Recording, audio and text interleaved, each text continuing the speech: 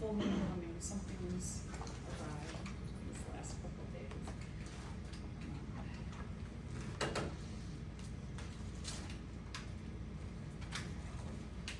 All right.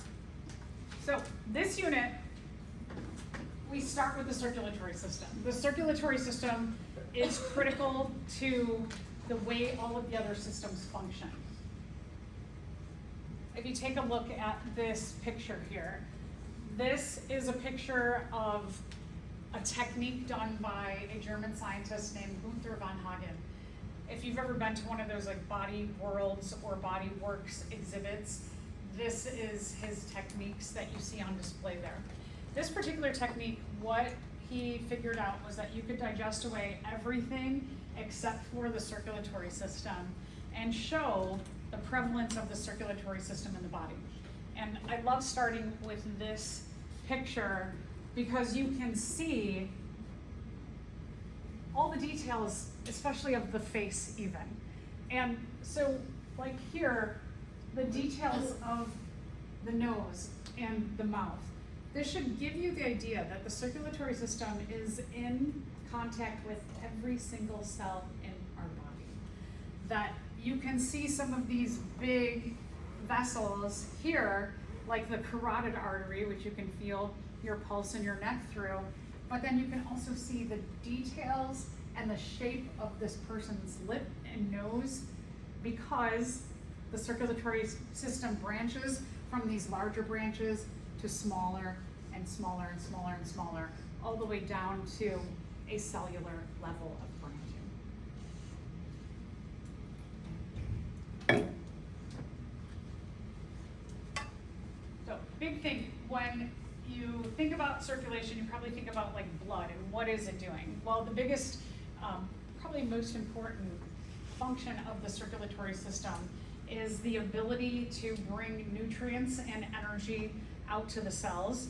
In addition, we talk about oxygen, that the circulatory system is going to deliver oxygen. So the combination of nutrients and energy and oxygen helps us at our cellular level to efficiently break down our energy sources. We use oxygen, we've talked about this, to break down our food more efficiently than not using oxygen. So, substances that are carried in the circulatory system, gases like oxygen that you breathe in, it's going to diffuse into the circulatory system. That oxygen will be delivered all the way to the cells. The cells will utilize that oxygen to break down your energy sources and then give off carbon dioxide. The carbon dioxide then is brought back to the heart and goes out, diffuses out the lungs.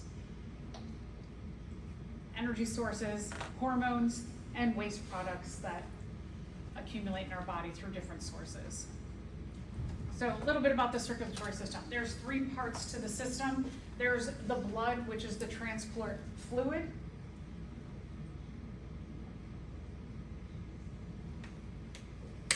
We'll get into more specifics about the blood probably next time. There are a system of blood vessels that carry the blood throughout the body, branching from large to medium to super duper duper small. And then you've got to be able to pump that blood throughout the body, and so we have a heart that acts as the pump.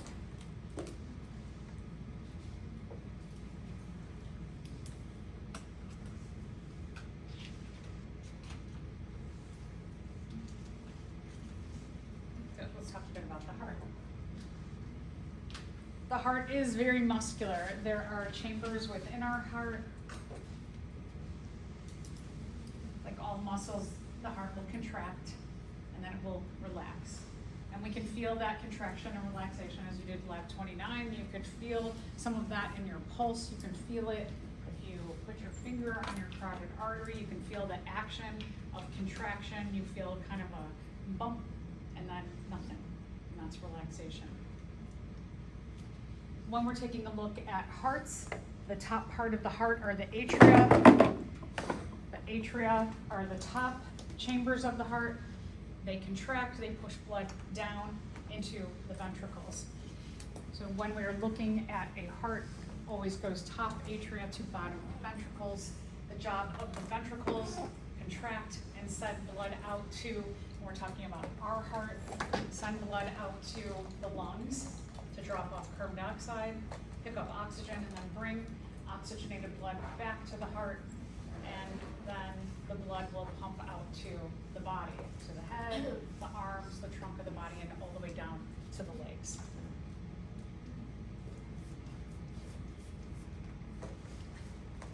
We have a very efficient heart system. We have 4 chambers. We have complete separation within our heart of oxygenated and deoxygenated blood. In terms of evolution, we're going to see that from back when we had a common ancestor with a vertebrate who was in water, that vertebrate had a 2-chamber heart only, 1 atria, 1 ventricle, and we're going to see over evolutionary time that mutations give rise to having 2 atria and 1 ventricle, and then eventually the mutation of the septum in the middle to have a complete 2 atria and 2 ventricles and a complete separation. So let's take a look at our first kind of most primitive ancestor, the fish. The fish were the first vertebrates to evolve hearts. Like I said, hearts are very simple. 1 atria on top, 1 ventricle below.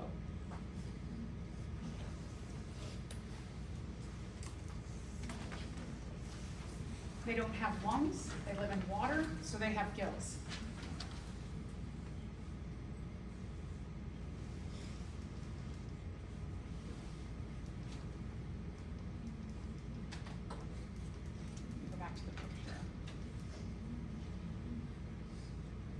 There's a little bit less efficiency when we're looking at just the simple 2-chambered heart because blood from the body, from the head, but also the gills, we have a combination of blood that's coming into the atria.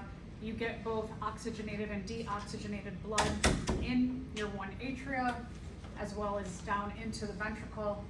Some of the blood will cycle immediately to the lungs and to the gills, where the gills will pick up oxygen from the water environment. Some of that oxygenated blood will go to the head, and some of it will carry out to the body, but some of it will cycle back through. You also have all of the blood vessels that are bringing the blood from the body and then back into the 1 atria and ventricle. So you don't have this complete separate system for deoxygenated blood and oxygenated blood. So you do have a lot more looping of your blood.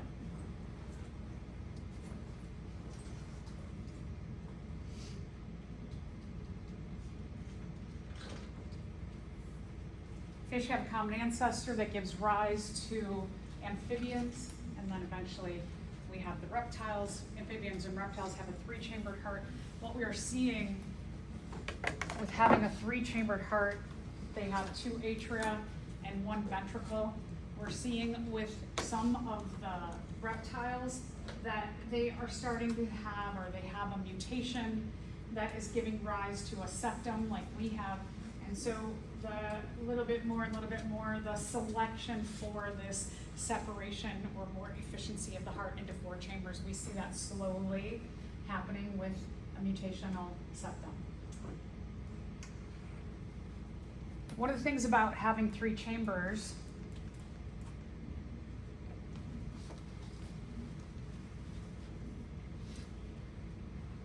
and kind of in general when we're talking about hearts that have more than 2 chambers, more than what the fish have, the atria and the ventricles, when we're taking a look at having 2 atria and 1 ventricle, or 2 atria and 2 ventricles, that you have generally the deoxygenated blood will be on the right side of the heart and the oxygenated blood on the left side of the heart.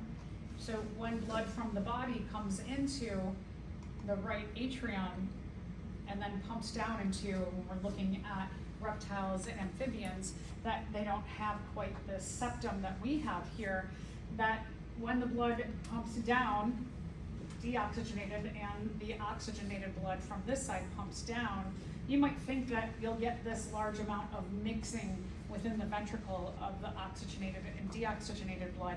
But because our blood pressure is so strong, because the heart, the muscle itself is so strong, causing this blood pressure, the blood that pumps down and then pumps out, it doesn't actually do that much mixing.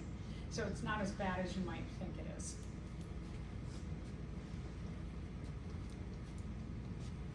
So a little bit of mixing, but not too much. There's definitely an advantage when you have a complete separation though. And so when we see the evolution of a common ancestor between the reptiles and the birds and the mammals, you see that this mutation for the full septum or separation into two sides of the heart separating the deoxygenated blood from the oxygenated blood, it allows for some advantages evolutionarily. And some of this we talked about, that when we're looking at the birds and the mammals, because they have the ability to have covering in their body or insulation with feathers or fur, and they also are endothermic and they can hold some of the heat in their body. In addition, they've got an efficiency to support their metabolism, the breaking down of their food, getting a maximum amount of oxygen from the left side of the heart out to the body. So there's a number of things that support the ability of birds and mammals to go into colder environments because their metabolic demand is supported by, like I said, insulation, being endothermic, and also having a nice, efficient four-chambered heart.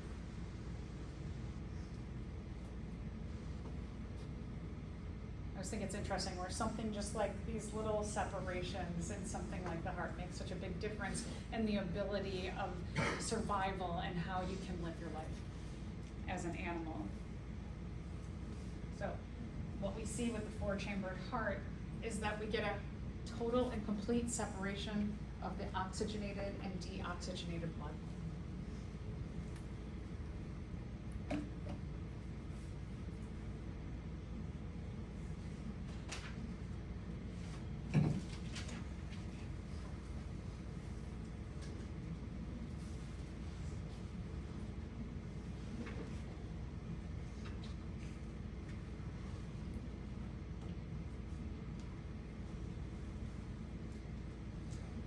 Here you can see the three different kinds of heart when we're talking about fish with just the two chambers and having this three chamber. You can see in the middle this kind of purple color, little tiny bit of mixing between the two sides of the one ventricle, and then here you have a complete separation of oxygenated and deoxygenated blood. When you take a look at these illustrations, when we're looking at the circulatory system, when you see red means that we're talking about oxygenated blood, and blue is an indicator of deoxygenated blood. The blood is not actually colored, the two different colors within our body, but it is nice to kind of think about it like that. You also see that coding on our models, but where we have blood vessels that carry deoxygenated blood, you will see the blue, and then the red will show you the vessels that carry oxygenated blood. Okay, so heart. Let's talk about our human heart. The atria at the top pump blood down to the ventricles. What about the vena cava and the... We're going to get to that. Yes. We'll get there.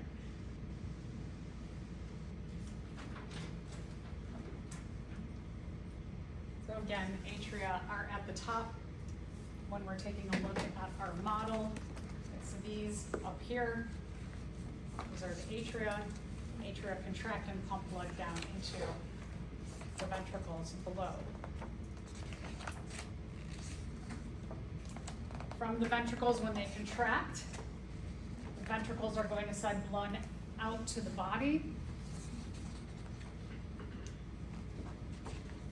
So when we look at our heart like this, and we see the movement of blood out to the body, when we're looking at the right atrium, the right ventricle, blood gets sent here to this large blood vessel out to the body. This large blood vessel splits over onto this side, and if you can see on the back side of the heart, also splits, kind of goes underneath the aorta.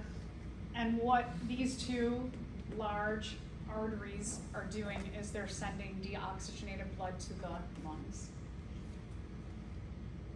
When we're taking a look at the right side of the heart, excuse me, so that was the right side of the heart. Right side of the heart is going to send blood out here.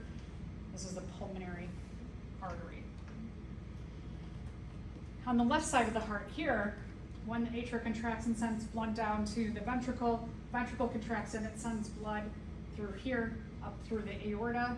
The aorta, you can see there's branches immediately at the top of the aorta, and then this continues on behind the heart, and you have various stops on the aorta all the way descending down through the body. So the aorta is going to pump oxygenated blood out to the body. As a rule of thumb, remember this: arteries go away from the heart.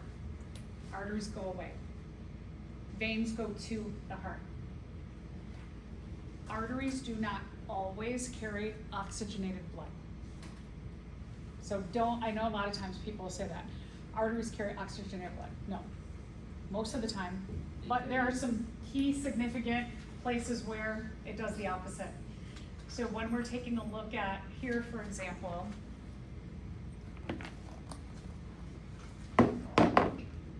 so when you're looking at this heart, you're looking at, this is my heart.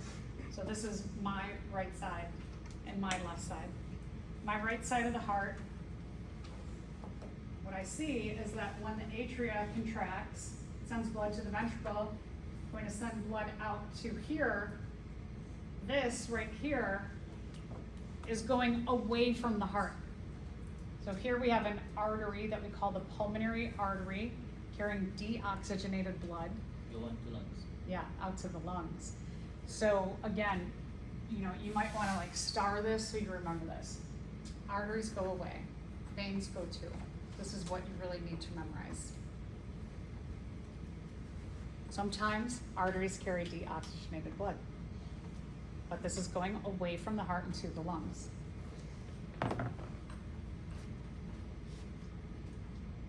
And we, as land animals, we have lungs.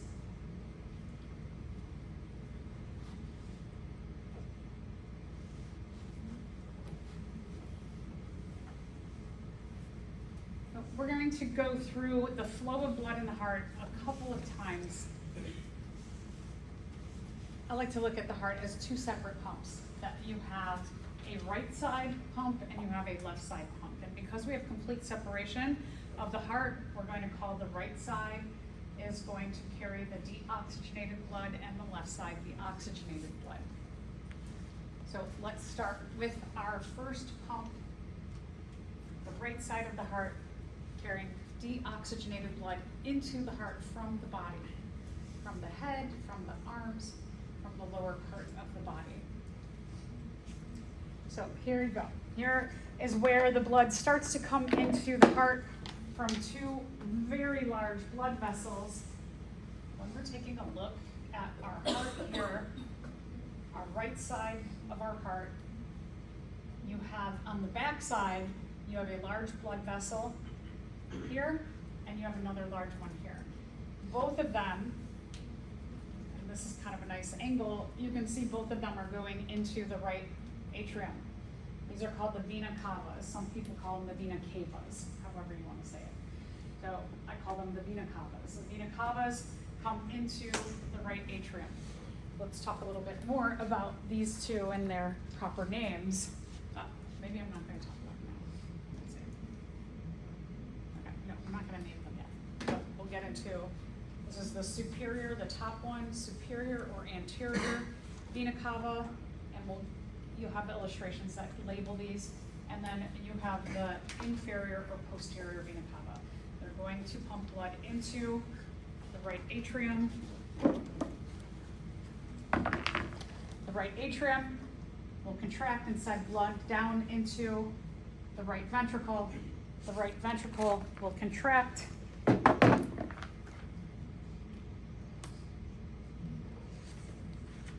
and it will send blood out here to the pulmonary artery. So going from the right ventricle here to the pulmonary artery. Pulmonary artery is going to go to the left lung, and then back here, it branches, it sneaks underneath the aorta, sneaks underneath and behind here, and it's going out to the right lung.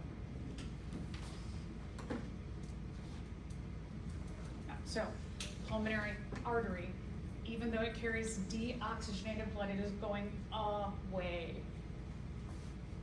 Deoxygenated artery going away from the heart. Away, away, away. All right, blood goes into the lungs and it drops off carbon dioxide and it picks up oxygen. So now we're going to start to look at our left side of our heart, or our second pump. The left side of the heart carries oxygenated blood.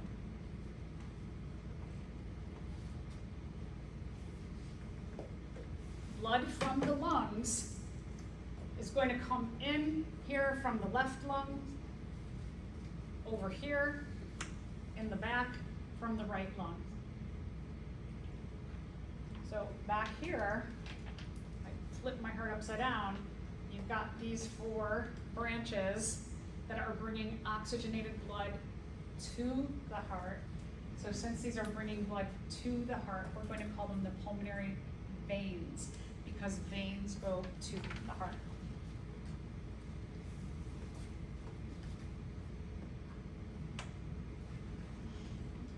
The pulmonary veins are going to bring blood into the left atrium. The left atrium will contract, push blood down into the left ventricle. The left ventricle is going to contract and send blood up here to the aorta, and the aorta out to the body.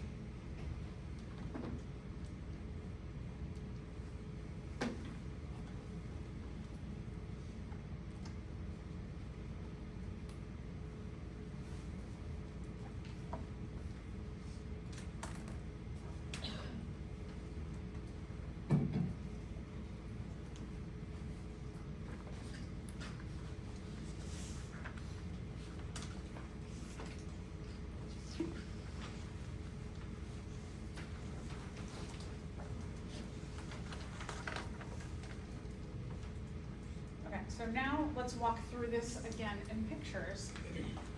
When we're taking a look at the right side of my heart here, we have the vena cavas that are bringing blood from the lower part of the body and the upper part of the body. They're both bringing blood into the right atrium. The top vena cava is called the superior or anterior. I like superior and inferior. Superior, higher, inferior, lower. Anterior typically describes like a head region. Posterior, a bottom region. Posterior. So inferior, posterior is the bottom. Superior, anterior is the top. They're going to bring deoxygenated blood into the right atrium. The right atrium will contract, send blood into the right ventricle. The right ventricle will contract and send blood out. The pulmonary artery, that artery is going away from the heart.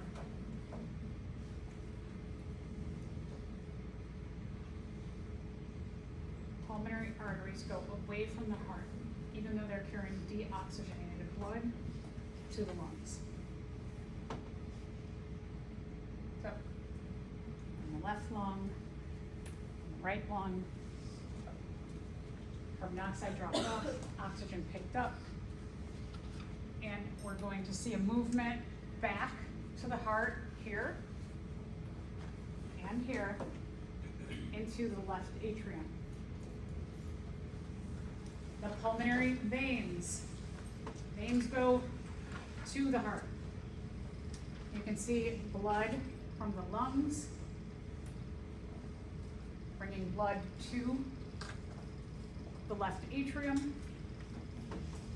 Left atrium contracts, pushes blood down into the left ventricle. Left ventricle is going to contract and send blood behind the pulmonary artery into the aorta.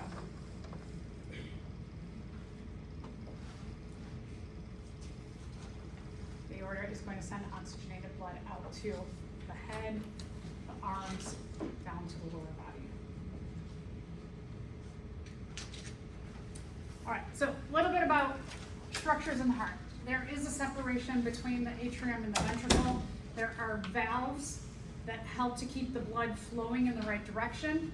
These are called the atrioventricular valves.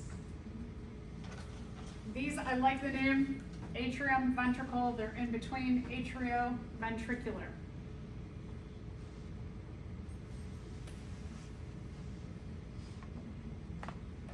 Not only do they do a separation of the atrium and the ventricle, but what they do is these here, they are going to keep the blood going downward from atrium to ventricle. So they push the blood in the right direction. They're going to prevent blood from flowing backward into the body. This will be very important, especially on the right side of the heart. You don't want to keep sending deoxygenated blood back to the body. You want the deoxygenated blood to flow through the heart where it can get oxygenated and then be pumped back to the body.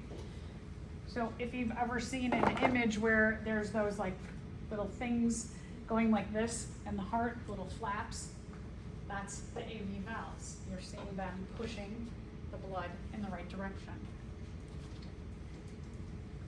They prevent blood from going backward, so they prevent the backflow of blood. When we're looking at the AV valves, the AV valve on the right side, it's called specifically the tricuspid valve. It's hard to see, but it has 3 parts to it. The bicuspid has 2. On the left side, it's called the bicuspid or mitral. So how do you remember that? One student told me they remember that right side R and T are close together in the alphabet, and left is close to B and M in the alphabet. That helps, but one way you might be able to remember.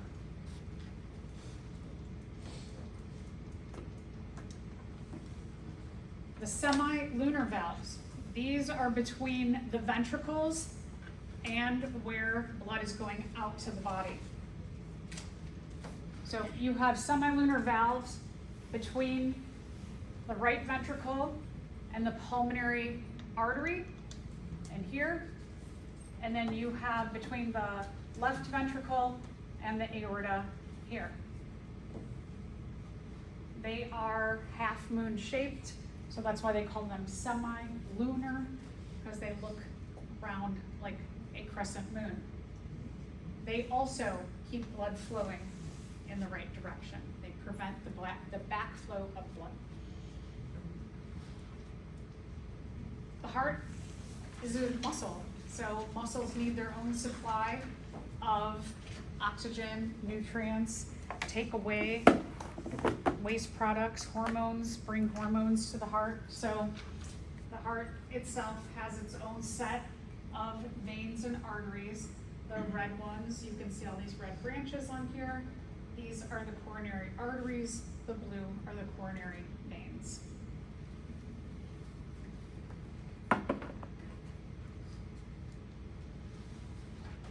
From the top of the aorta, you have a branch that goes up.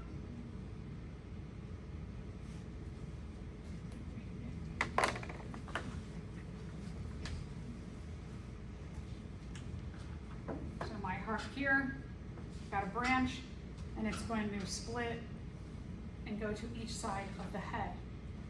These are what you can feel in your neck, the carotid arteries. You can see you have branches on both sides of the head, and then they further branch to start to separate into smaller blood vessels into the brain. To bring deoxygenated blood down from the brain, right next to the carotid artery, you have the jugular veins.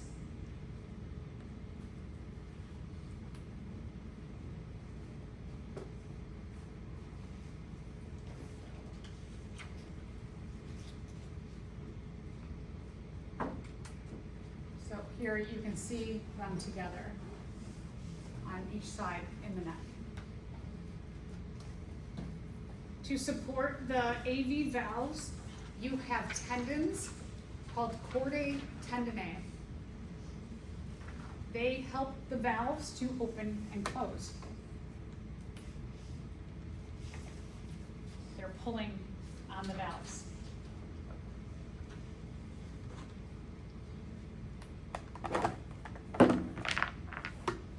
In the heart here, right below the tricuspid, the mitral or bicuspid AV valves, you can see these light blue stringy things starting to turn red. These are the chordae tendineae. To support the chordae tendineae, you have muscles. They're called the papillary muscles.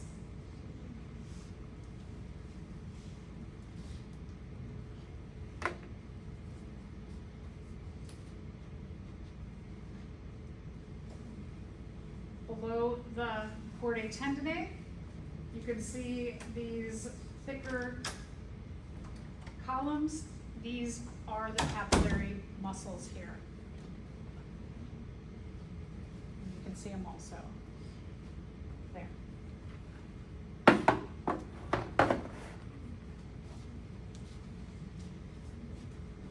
So again, we spent about 40 minutes going through the flow of blood in the heart. So very important to make sure that you are reviewing this. These heart models will be in